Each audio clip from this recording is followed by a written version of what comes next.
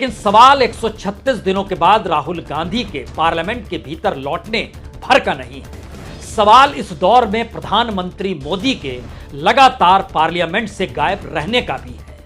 राहुल गांधी जो सवाल अलग अलग जगहों पर इस दौर में उठाते रहे या लगातार उठा रहे हैं, उसकी गूंज पार्लियामेंट के भीतर ना हो और वह एक ऐतिहासिक दस्तावेज में तब्दील ना हो जाए, सरकार इससे बचती रही। और ये जिस सियासत को साधा जा रहा था उसमें यह मान लिया गया था बीजेपी के जरिए कि अब राहुल गांधी की वापसी होगी नहीं, होगी तो बड़ा विलंब होगा, बहुत लेट लतीफी के साथ इनकी वापसी होगी और कम से कम इस मानसून सत्र में तो बिल्कुल नहीं। यहां तक कि इस दौर में जो अविश्वास प्रस्ताव सरकार के खिलाफ विपक्ष लेकर आया है वह भी मणिपुर को लेकर, उसी मणिपुर को लेकर जिस पर प्रधानमंत्री का मणिपुर जाना तो दूर,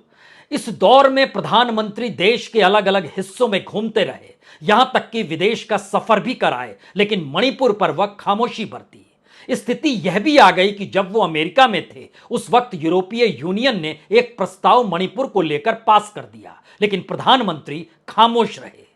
इसी कड़ी को अगर थोड़ा सा आगे बढ़ाइएगा और जहन में इस तस्वीर के आसरे समझने की कोशिश कीजिएगा तो पूरी दुनिया में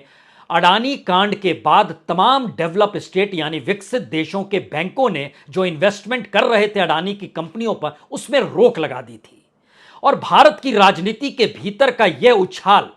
जब अडानी कांड से निकलकर मणिपुर तक पहुंचा और प्रधानमंत्री ने दोनों मुद्दों पर खामोशी बरती, तो अब यह सवाल बड़ा है कि राहुल गांधी को जब संसद सदस्यता रद्द कर दी गई और खत्म की गई कि वो संसद नहीं आ सकते हैं, उस वक्त जिन मुद्दों को राहुल गांधी जिस तेवर के साथ उठा रहे थे और उससे पहले वो इस देश की यात्रा पैदल इस देश को नाप कर पहुंचे थे भारत जोड़ो यात्रा के बाद,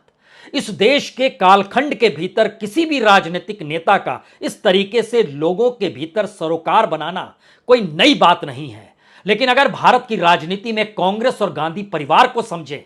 तो जिस विरासत को राहुल गांधी अपने कांधे पर लिए हुए हैं उसका बिल्कुल नया चेहरा इस दौर में कांग्रेस के भीतर से उभर कर आया, क्योंकि कांग्रेस बीजेपी के सामने या नरेंद्र मोदी के सामने इस दौर में ढहढा चुकी थी। लेकिन राहुल गांधी ने अपने संघर्ष के जरिए न सिर्फ विपक्ष को जीवित किया बल्कि कांग्रेस के और कार्यकर्ताओं के भीतर एक नया जोश बढ़ा। लेकिन उसके भी आगे का सवाल है कि जिस राजनीतिक दायरे में समूचे देश की राजनीति आकर लगातार फंसती चली जा रही है और माना यही जाया जाता है कि दरअसल जिसकी भी चुनाव में जीत होगी उसी की राजनीति सही है, तो ऐसे में राहुल गांधी के जो सवाल संसद के भीतर उठ रहे थे और अब जब दोबारा राहुल गांधी पार्लियामेंट के भीतर होंगे तो जाहिर है इस दौर में वह एक ऐसे जीते हुए शख्स के तौर पर होंगे जिसके पीछे सूरत की निचली अदालत नहीं बल्कि सुप्रीम कोर्ट की संवैधानिक व्याख्या खड़ी हुई है। और यही वो सवाल है जहां से भारत की राजनीति के भीतर पहली बार जब यह सवाल खड़ा हो रहा है कि इस देश में मौजूदा राजनीतिक सत्ता ने लोकतंत्र को तार तार किया है या संविधान को हाशिए पर ढकेल दिया है, तब उसके बाद राजनीतिक निशाना जो विपक्ष पर साधा जा रहा है वो सारे सवाल एक झटके में एक ऐसे शख्स के साथ आकर खड़े हो रहे हैं और वह भी पार्लियामेंट के भीतर, वह भी अविश्वास प्रस्ताव के दौर में और वह भी उस बहस के हिस्से में जिसका जवाब प्रधानमंत्री मोदी को देना है। अब जरा इसकी असल महत्वपूर्ण परिस्थिति को समझने की कोशिश कीजिए। भारत की मौजूदा राजनीति में प्रधानमंत्री मोदी से बड़ा नेता इस दौर में कोई नहीं है। यहां तक कि बीजेपी के अपने नेता जो इससे पहले बीजेपी के अध्यक्ष भी रह चुके हैं, दो नाम भी ले सकते हैं यहां पर, राजनाथ सिंह और नितिन गडकरी,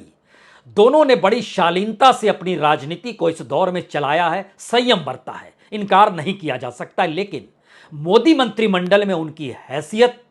सियासी तौर पर कुछ भी नहीं है, यह भी एक सच है। तो जब अपनी ही पॉलिटिकल पार्टी और अपनी ही मिनिस्ट्री के भीतर अपने ही कद्दावर नेता जिनकी राजनीतिक पहचान कोई आज से नहीं है बल्कि जिस वक्त प्रधानमंत्री नरेंद्र मोदी गुजरात के मुख्यमंत्री बने थे उससे पहले से इनकी राजनीतिक पहचान और लोकप्रियता जनता के बीच रही है, जब उनको धराशायी इस दौर में किया गया तो अगला सवाल था कि विपक्ष की क्या हैसियत। इसीलिए विपक्ष के राजनीतिक दलों की जब आप कतार को पढ़ना शुरू करेंगे तो हो सकता है आपके जहन में हर नाम के साथ यह सवाल खड़ा हो कि इनमें से कोई नाम भी प्रधानमंत्री मोदी के सामने खड़ा हो नहीं पाएगा। नाम किसी का भी ले सकते हैं, उद्धव ठाकरे, शरद पवार, तेजस्वी यादव, नीतीश कुमार, हेमंत सोरेन, अखिलेश यादव, स्टालिन, कोई नाम लेते चला जाइए, फारूक अब्दुल्ला, यानी जो इंडिया के हिस्से बनाए गए उसमें से कोई नाम सामने नहीं टिकेगा। लेकिन जैसे ही इस दौर में राहुल गांधी सामने आकर खड़े होते हैं, वह पूरी की पूरी विचारधारा, वह पूरी की पूरी जो राजनीति साधी गई इस दौर में प्रधानमंत्री मोदी के जरिए, वह धराशायी होती है, क्योंकि कम से कम 10 ऐसे मुद्दे हैं जिसके कटघरे में कोई दूसरा नहीं, मौजूदा वक्त के प्रधानमंत्री नरेंद्र मोदी खड़े हैं। और उन 10 मुद्दों को लेकर राहुल गांधी अब पार्लियामेंट के भीतर जब सवाल खड़ा करेंगे तो प्रधानमंत्री मोदी को जवाब देना पड़ेगा। इसीलिए यह सवाल बड़ा है कि कौन ऐसा शख्स है जो इस अविश्वास प्रस्ताव के दौर में और उस भाषण की कड़ी में अपनी बात को इस तौर पर कहे कि प्रधानमंत्री अपनी सोच, अपनी गवर्नेंस, अपनी विचारधारा उसको कहीं सामने परोसने की स्थिति में कहीं मुश्किल हालात में तो नहीं आ जाएंगे। अविश्वास प्रस्ताव मणिपुर को लेकर है,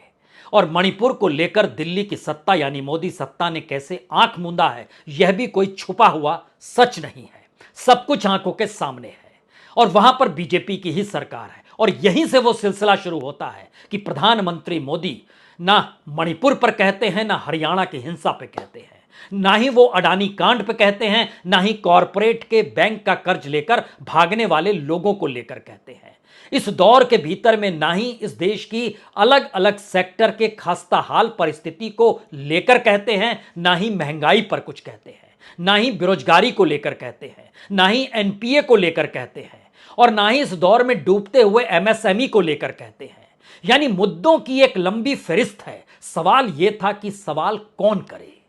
और सवाल यह था कि उन सवालों में इतना भार होना चाहिए कि जो शख्स ये कह रहा है उसका अपना राजनीतिक कद किसी सामने वाले को चुनौती देते हुए ना लगे, बल्कि वह जनता की आवाज कैसे लगे, यह सवाल लगातार गूंज रहा था। और राहुल गांधी ने बीते भारत जोड़ो यात्रा के बाद की परिस्थिति को अगर परखिएगा तो उससे पहले की राजनीति और मौजूदा वक्त में अभी की राजनीति कई फरलांग आगे की छलांग लगा दी है।